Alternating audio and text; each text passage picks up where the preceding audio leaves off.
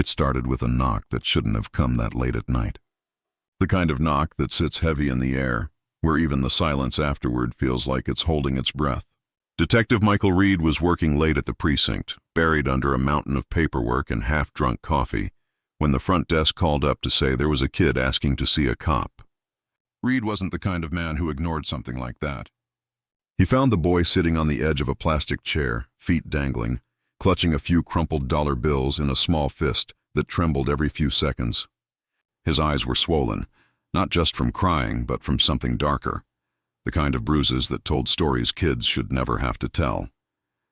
"You the police?" the boy asked in a whisper that was more broken than scared. Reed crouched down in front of him. "That's right, kid. I'm Detective Reed. What's your name?" "Tyler," the boy said. Then he looked around, like he was making sure nobody else could hear what came next. "Can you kill my stepdad for me?" For a moment, Reed thought he'd misheard. Then the words sank in like a knife through cold air. The precinct went still. Even the hum of the vending machine seemed to fade.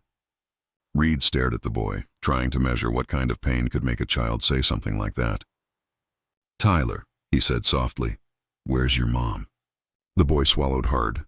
"At home, with him." "He was drinking again?" he said. "He said he's going to kill her tonight."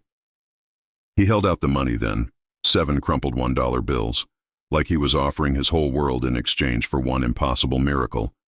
Reed took them slowly, not because he'd ever consider the offer, but because it felt wrong to let the kid hold that kind of burden alone. "You walked here by yourself?" Reed asked. Tyler nodded. "It's 2 miles from Maple Road." Maple Road. Reed knew that neighborhood. The kind of place where cops went in pairs and came out with stories they didn't repeat. Drugs, violence, families crumbling behind thin trailer walls, the kind of places Hope forgot how to find. He called it in anyway. "Dispatch, this is Detective Reed. I've got a possible domestic in progress. 421 Maple Road, blue trailer at the end of the block. Send back up now." But as he was speaking, the sound of distant sirens cut through the night, moving fast and toward that same direction. Reed's stomach twisted. He didn't wait for protocol. He grabbed his keys, pulled the kid close. "Come on, Tyler, we're going." The cruiser tore through the dark streets, lights off until the last possible second. Tyler sat in the passenger seat, small hands clutching the seatbelt like it was all that kept him from falling apart. "You did the right thing coming to me," Reed said. "You hear me, kid?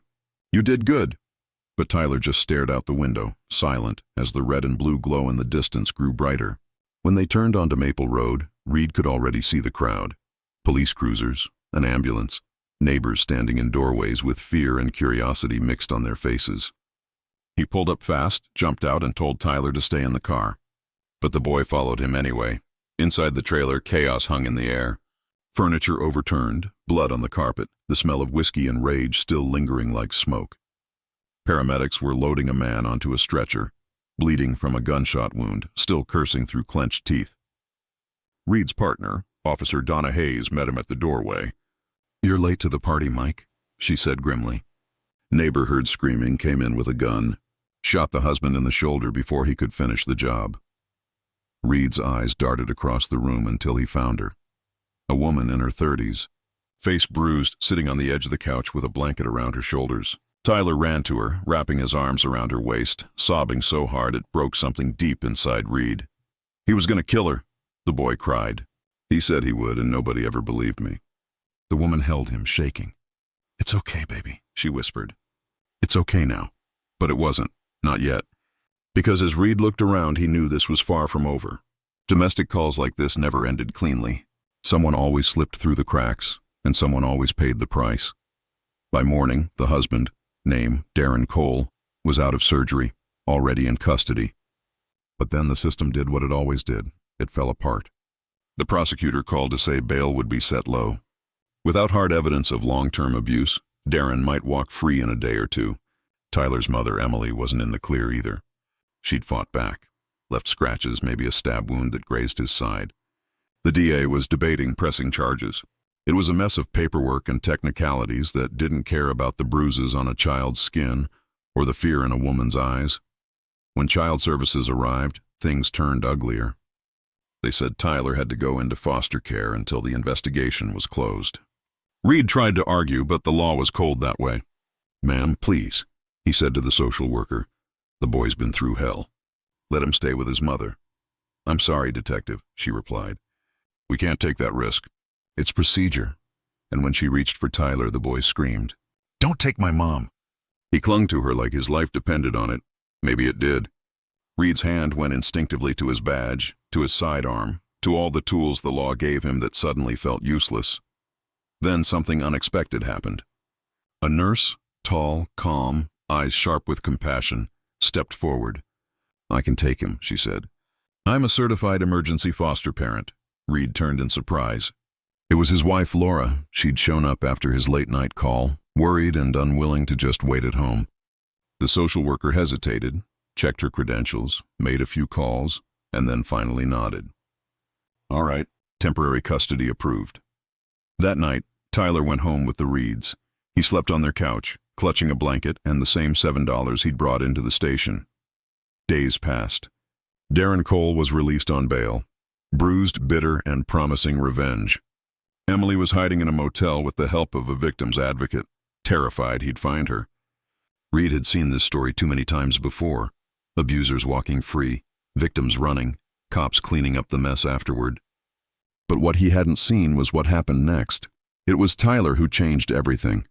One afternoon, while Reed was reviewing the case file, the boy walked into his office holding an old cracked cell phone.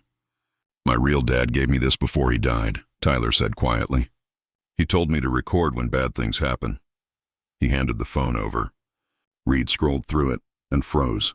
There were videos, 17 of them, each time-stamped, each showing Darren hitting, kicking, threatening. The audio was clear. The violence was undeniable. Reed's hands trembled as he watched. "Jesus Christ," he muttered. This is enough to bury him." He sent the evidence straight to the DA. Within hours, the tone changed.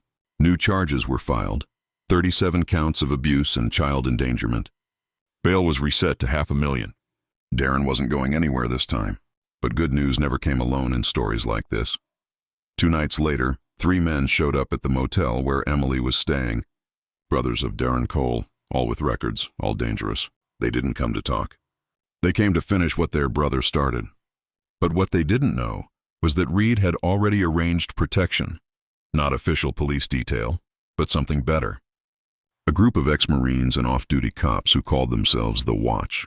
They'd seen too many victims slip through the cracks, too many monsters walk free. So they made their own code. No woman or child gets left unprotected. When the Cole brothers arrived, they found themselves surrounded before they even reached the door. There were no gunshots that night, but when the dust settled, the brothers were gone. Out of town, out of breath, maybe out of luck forever. Nobody asked too many questions. After that, the case went quiet. Darren Cole took a plea deal, 8 years in prison, no chance of parole for at least 5. Emily found a small apartment near the edge of town. Tyler stayed with the Reeds a few more months just until his mom could get back on her feet. But he kept those $7. When Reed once asked him why, the boy smiled in a way that made the detective's chest ache. "Because those $7 bought me something money can't buy," Tyler said. "They bought me people who cared." Years rolled by. The case file gathered dust in the archives, but Reed never forgot it. Sometimes, late at night, he'd open the drawer where he'd kept a copy of Tyler's drawing. A stick figure family with the words "me," "mom," and "the good cops" written in a shaky hand. Tyler grew up strong, kind, and brave, studied law, became a social worker himself. And every year on the anniversary of that night, he'd visit the Reeds. They'd sit on the porch, drinking iced tea, watching the sunset burn over the rooftops. He always carried those $7 in his wallet, folded carefully behind his ID. One evening, Reed asked him, "You ever think about what would have happened if you hadn't walked into that station?" Tyler nodded. "All the time," he said. "But I guess sometimes even the worst nights lead you to the right people." Reed smiled. "You did more than find the right people, kid. You made us remember why we do this job. And maybe that's the real truth hidden in all those dark case files. That behind every report, every photo, every headline, there's a choice. Some men choose violence. Others choose to stand in its way. And every once in a while, a broken kid with 7 crumpled dollars reminds you that the smallest act of courage can light up the darkest place in the world. because in the end, justice isn't always served in the courtroom. Sometimes it's found in the quiet promise a detective makes to a boy who shouldn't have had to be brave, a promise that says, "You're safe now. We've got you," and that's how legends are born. Not from guns or glory, but from the night a little boy asked for a killer and found a protector instead.